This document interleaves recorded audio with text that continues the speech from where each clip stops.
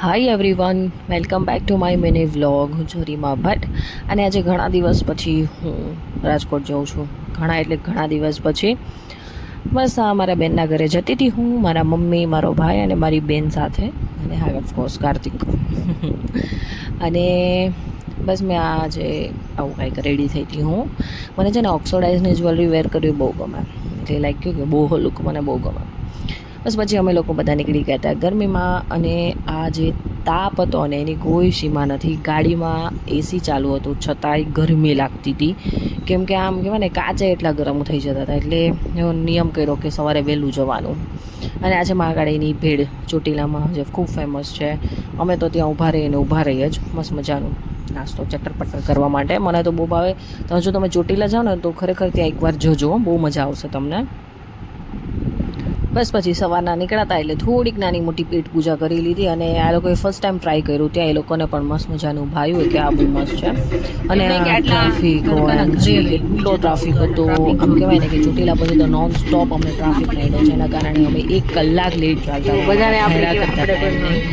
શું મંતવ્ય આપા તમારે તો બરોબર ને. બસ પછી અહીંયા હું કાર્તિકને એવું કહેતી હતી કે બધા ઘરે રહેતા હોય તો, કાર્તિક મને કે તું જ ઘરે રહેતી હોય તો.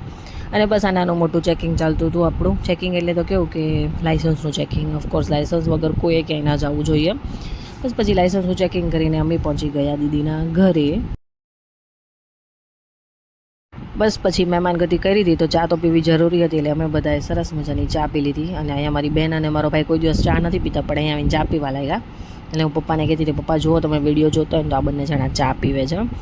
અને આજે દીદીનું ઘર, અને આનો ક્યારની બોલાવું છું પણ એટલી બિઝી છે ને વાસણ ધોવામાં. અને બસ પછી અમે પહોંચી ગયા હતા. જમી કરીને આ બધા નીચે ગયા હતા આટલા તડકામાં, તો કે ચલો થોડી વાર બોલથી રમીએ આપણે બધા. તો અમે પણ ત્યાં ગયા હતા થોડી વાર રમવા માટે. અને રિટર્ન થયા જ અમે આટલા 4-5 વર્ષ પછી આની પાણીપુરી ખાધી. હું 2 વર્ષ પહેલાં ત્યાં રહેતી હતી ને, એટલે 2 વર્ષ ત્યાં રહી. અમે એની પાણીપુરી બહુ ખાતા. તમે જાઓ તો ટ્રાય કરજો. અને બસ હા, અમે બધી જૂની યાદો હું ને કાર્તિક વાગોળતા હતા કે આપણે કેવા અહીંયા બેસતા ને એવું બધું. પછી આ કંઈક મેલડીમાંનું કંઈક હતું ત્યાં. અમે રિટર્નમાં આવતા હતા ને તો ઘણો બધો ક્રાઉડ હતો ત્યાં. તો મેં થોડી નાની મોટી એની પણ ક્લિપ લઈ લીધી કે હું એક જ નથી, આવે બધા બહાર જનારા ઘણા બધા છે. એટલે એવું તસલ્લી આપતી હતી મારા મનને. અને આ ઇકોમાં એવું લખ્યું હતું કે તું ઓકે હા કોઈ શક તું તારું કરે એવું લખ્યું હોય. અને બસ આની ચટર અમે સાંભળતા અમારા ઘરે પહોંચી ગયા. આવો તો મારો આખો દિવસ. આવજો.